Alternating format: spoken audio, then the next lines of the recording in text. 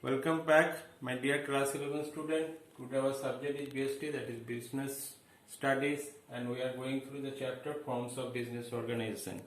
Now, we have already in our previous classes, we have done sole proprietor type of business, partnership business. Now today is the third form of business we will discuss about, that is cooperative society.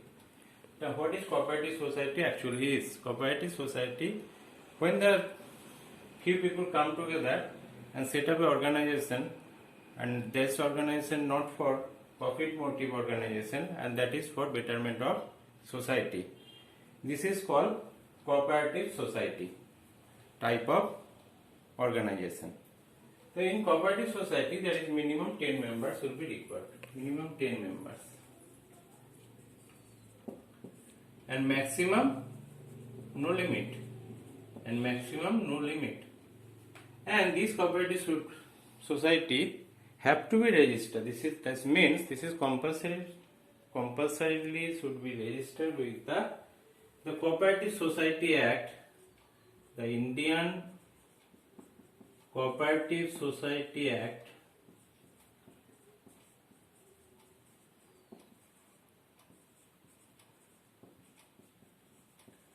Cooperative Society Act 1912. This is very old rule and regulation, old act is there. And to know better of this form of organization, we have to look after this. What are their features? We will discuss about their features. So first feature, we can say voluntary organization. Means here anybody can come up at their will. Anybody can come together at their will, and any time they can be come out. They can be leave for this organization. Just you have to 15 days before leave. There should be need a 15 days notice. Okay. So this is a voluntary organization. Anybody can come with their will. Anybody can leave this organization when they actually want to leave. So only thing is that they have to, before leave, they have to 15 days notice period was there, and they have to 15 days notice should be informed to other members. Number 2 feature is equal voting right. Now see here, the voting right of the members is called each one one vote.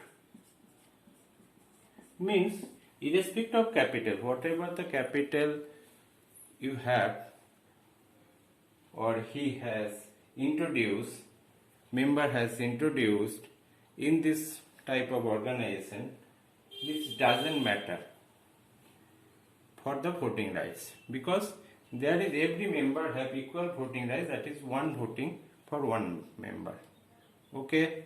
Now if any member contributed 12 lakh to this society and one is contributed 10,000, that doesn't matter.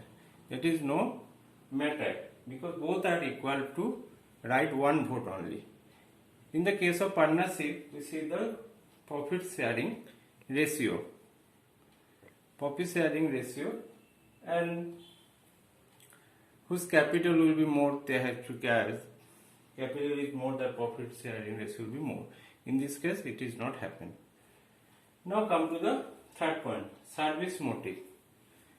The future service motive, I already told, this type of organization actually set up to serve the betterment of society. For betterment of society and not for profit motive. Their main purpose is to service to the society. So this is actually set up for service motive. Number 4, separate legal entity. Now, I have already said this type of organization have to be registered as per Indian Cooperative Society Act 1912.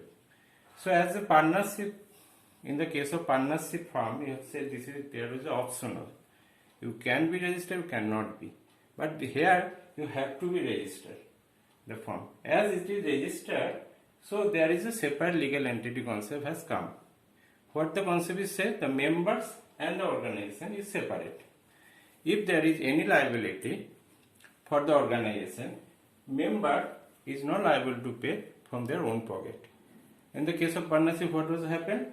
If the firm is failed to pay the liability of third party, the partners have to pay this third party's liability from their own pocket, from their own personal account. In the case of cooperative society, it was not like that. It is a separate legal entity. That means members and this cooperative society are the separate from each other. Both are separate. So, number 5, distribution of profit. What I actually discussed in the earlier. In the case of partnership firm, there are predetermined profit sharing ratio in the partnership firm. They are predetermined. There is a 3, 4, 5, 6, whatever the may be the partner, they have to profit sharing ratio was predetermined. In the case of cooperative society, here actually distribution of profit is not basis of capital investment. On the not basis of, there is no profit sharing ratio concept is here. What is the concept of distribution profit is here? Who will work more, they will get more profit. Suppose if there is a consumer cooperative society is there and you are a member of this cooperative society, and what does cooperative society do is, see actually consumer cooperative society purchase goods from the manufacturer and directly sold to the consumer. So the price or cost or value of the consumer goods will be less. And in this process, who will be purchase more and sell the units more, this person will get more profits.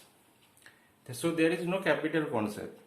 Who will actually sell or work more for these consumer goods, this person will get more profits than the other. And according to their work, they have to distribute their profit. Now take another example of a cooperative society in India, that is Amul. Amul is a cooperative society. When they started business, the management and middlemen come together and they work together to sell the milk or different type of milk product. And when there is a profit, if there is a profit in the business, so they actually equally distributed this profit to the middleman and management person. Means members of the cooperative society, and middleman also the member of this cooperative society, because there is no maximum limit in cooperative society. Minimum is 10 numbers should be needed. So Amul is the very good example of cooperative society in India. Hope you have understood. Thank you.